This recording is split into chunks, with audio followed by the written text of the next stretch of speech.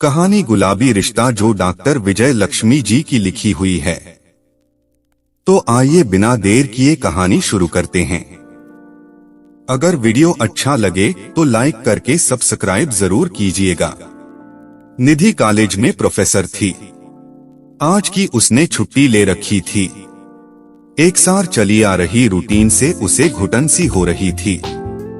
आज उसने पूरा दिन अपनी पसंदानुसार बिताने का सोचा था। नहा धोकर फुर्सत होकर मनपसंद किताब पढ़ने का प्लान कर उसने सेल्फ से एक पुस्तक निकाली। शीर्षक था एक बेनाम रिश्ता। किताब के अभी कुछ पृष्ठ ही पलटे थे कि एक करीने से रखा गुलाब दिखा। गुलाब देखते ही उसके अंदर एक कसक सी उठी। काश एक बार। निधि की आंखों में आज से 6 से 7 साल पहले का दृश्य चलचित्र की तरह घूम गया। कॉलेज में एडमिशन लिए अभी तो तीसरा ही दिन ही था। अचानक सीनियर 4-5 युवकों के समूह ने 2-3 लड़कियों को घेर लिया। उसमें निधि भी थी। एक लड़के ने उसके पास आकर कहा, गुड नेम प्लीज।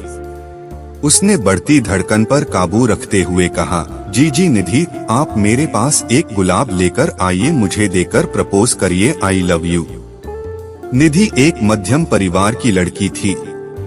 वह कभी ऐसा सोच भी नहीं सकती थी।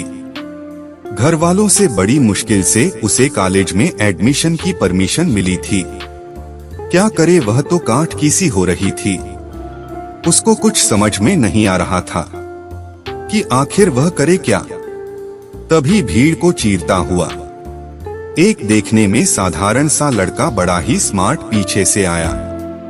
उसने फुर्ती से सीनियर के हाथ से गुलाब लेते हुए निधि के सामने पहुंच घुटनों के बल बैठकर बोला, क्या मेरा यह गुलाब स्वीकार करेंगी? मैं आपको तहे दिल से प्यार करता हूं।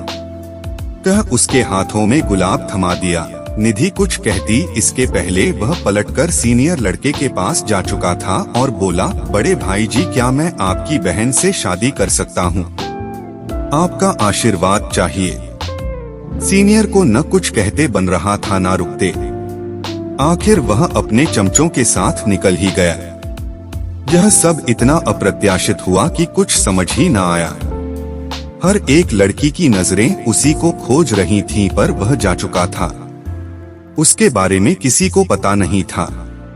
सच कहा जाए, वह एक मदमस्त झोंके की तरह सांसों के रास्ते निधि के दिल की धड़कनों में उतर गया था। प्रिंसिपल के आते ही सभी अपनी अपनी क्लास में चले गए। दूसरे दिन शाम को निधि अपनी सहेली रिया के साथ लान में बैठी थी। तभी रिया ने कहा, देख तेरा चहेता। तब तक वह उन दोनों के पास आ चुका था।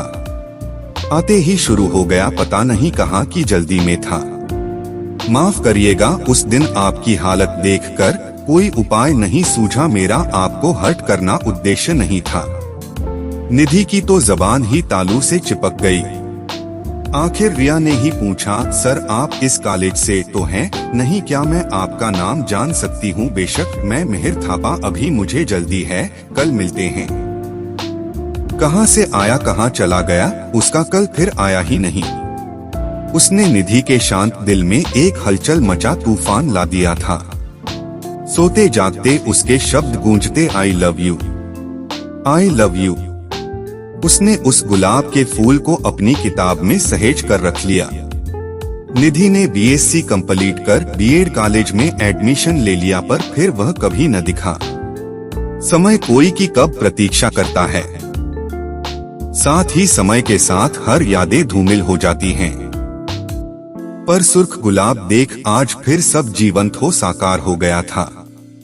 तभी डोरबेल बजने से वह यादों के चक्रव्यूह से बाहर निकली। ओह रमन, आप छुट्टी लेकर जल्दी आ गए, शायद तुम्हारा डिस्टर्ब हो गया। रमन ने कहा, चलो आज एक पार्टी है। प्रिंसिपल सर के पोते के बरहौ कार्यक्रम के उपलक्ष्य में घूम कर आते हैं, मिलना मिलाना हो जाएगा। आप होकर आओ, मेरा मन नहीं कर रहा है। निधि का मन पुरानी यादों में गुम था।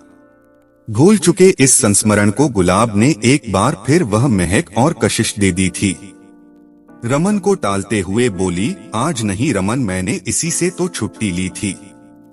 कि थोड़ा सा आराम कर अपने ढंग से फ्री रहूं। चलो ना, कुछ मन बदल जाएगा, हो सकता है कुछ नए लोगों से परिचय हो जाए।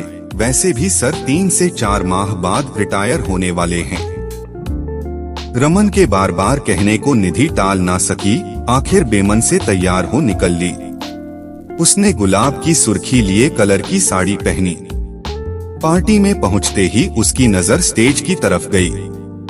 एक ऐसे शख्स को देख उसके कदम उस ओर खुद ब खुद उस ओर उठ गए। वह मंत्रमुग्ध सी खिंची जा रही थी। वह सामने वाले को अपलक देखे जा रही थी।